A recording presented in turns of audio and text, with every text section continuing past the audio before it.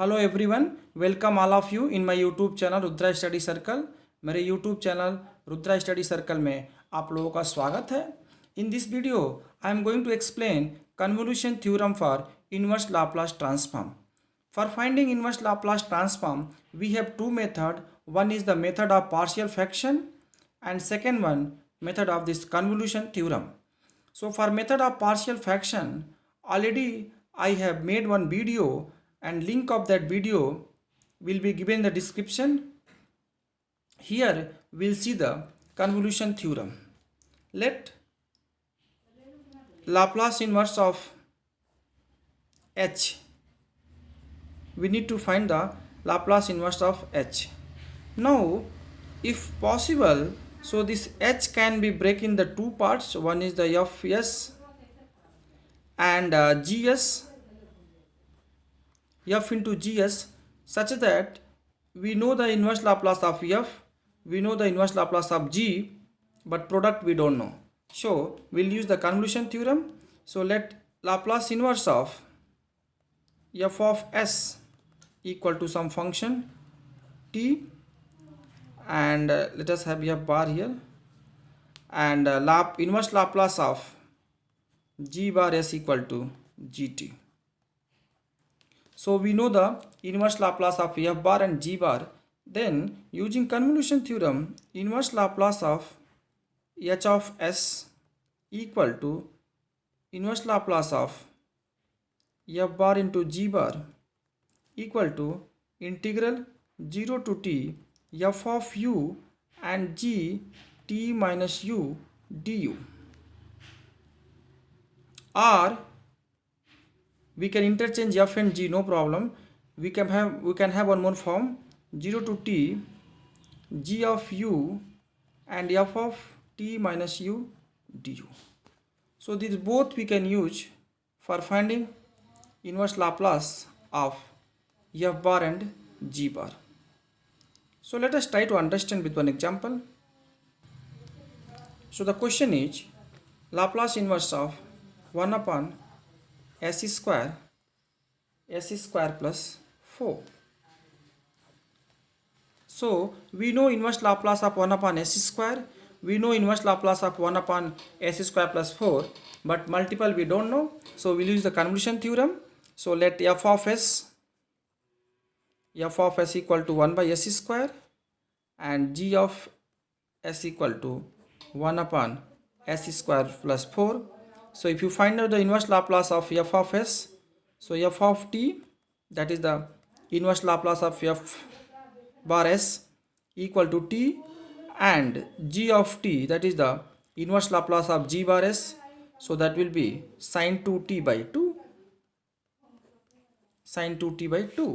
So now let us use that convolution theorem. So inverse Laplace of 1 upon s square and s square plus 4 equal to integral 0 to t f of u. So we'll put u and sine g of t minus u. So in the place of t we'll have t minus u, sine 2 t minus u by 2 du. This is the one form. Second form we can have r we can have 0 to t and g of u. So g of u means we'll have the sine 2u by 2 and f of t minus u. So in the place of t we'll have t minus u du. So we can solve any one and get the answer. Let me solve the second one. So now 0 to t sine 2u by 2 t minus u du. So let us integrate using that integration by parts. So we get 1 by 2 and integrate. So we get t minus u and integral of sine 2u. So we get the minus 2u by 2, fine, and minus integral differentiation of t minus u. So that we get the minus 1 and 2 time of differentiation. So we get the minus sine 2u by 4. and the limit 0 to t, limit 0 to t. So we can have 1 by 2 t minus u minus cos 2u by 2 and minus sin 2u by 4, limit 0 to t. So if you put the limit, upper limit, so we get, in the place of u we'll put the, in the place of u will put the t. So first we get that t minus t 0 and minus we get the sin 2t by 4, sin 2t by 4, and second one, this is the upper limit. So here we get that 0, in the place of u we put t in 0 and this will be sin 2t by 4, and lower limit minus, at the place of u will put 0, so we get the t and minus 1 by 2, and the sin 0 0, so we get this one. So we get 1 by 2 t by 2 minus sin 2t by 4. So this is the inverse Laplace transform of the given function. So it was, I'll write here, it was L inverse, Laplace inverse 1 upon s square and s square plus 4. So Laplace inverse of 1 upon s square plus 4 equal to 1 by 2 t by 2 minus sin 2t by 4. Now let us take one more example, Laplace inverse of s square by s square plus a square and s square plus b square. Laplace inverse of s square by s square plus a square, s square plus b square. So now we can take f bar equal to s upon s square plus a square and g bar equal to s upon s square plus b square. So f of t, Laplace inverse of f bar, so that will be cos at, and g of t, inverse Laplace of g bar, so we get the cos bt. So now using the convolution theorem, Laplace inverse of f bar into g bar equal to integral 0 to t and f of u, so cos au, and g of t minus u, so we get the cos b t minus u du. So we have integral 0 to t cos au and cos b t minus u du. So now we'll use that formula cos a integral cos a cos b. So we have here, I write here formula integral cos a cos b equal to, we have 1 by 2 cos a plus b plus cos a minus b. So we can have integral 0 to t 1 by 2 and cos a plus b.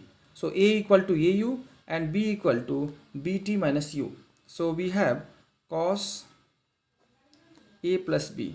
So we have a minus b u plus bt. Fine. And next we have plus cos a minus b. So a minus b means we'll have a plus b u minus bt. So 1 by 2 cos a minus b u plus bt plus cos a plus b u minus bt. And here we have du. Now integration of this, so we get 1 by 2. If you integrate with respect to u, so we get sin a minus b u plus bt divided by a minus b plus sin a plus u minus bt divided by a plus b, limit 0 to t. Now 1 by 2, if you put the limit upper limit in the place of u, we'll put t, so we get the answer sine. Here we have bt plus bt, bt cancels, so sine au by a minus b plus sine, here we'll have that again, this bt will cancel, so sine au by a plus b minus, this is upper limit minus lower limit. In the place of u we'll put the 0, so we get the sine. So here we have t, at, and in the place of u we are putting t, sine at by a minus b plus sine at by a plus b, and lower limit 0. So 0 means in the place of u will put 0, so we get the sine bt upon a minus b, and here in the place of u 0 means sine minus bt. So sine minus bt means, so this is the minus sine bt by a plus b, because sine minus theta equal to minus sine theta. So now we can simplify little more, we can simplify. So here if you take 1 by 2, if you take sine at common, so we get 1 upon a minus b upon a plus b. And here if you take sine bt common, so we get 1 upon a minus b minus 1 upon a plus b. So this we have plus here, 1 upon a minus b plus 1 upon a plus b minus sine bt, if you take common means 1 upon a minus b minus 1 upon a plus b. So now we can have 1 by 2 sine at, and this will be a plus b plus a minus b divided by a square minus b square, and minus sine bt of a plus b minus a plus b upon a square minus b square.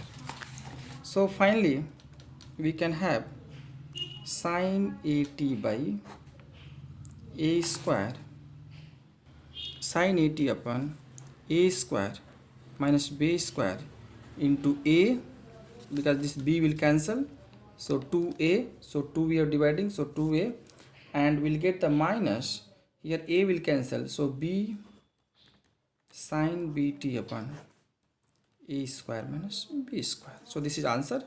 Thank you. If you like my video, please like, share and subscribe.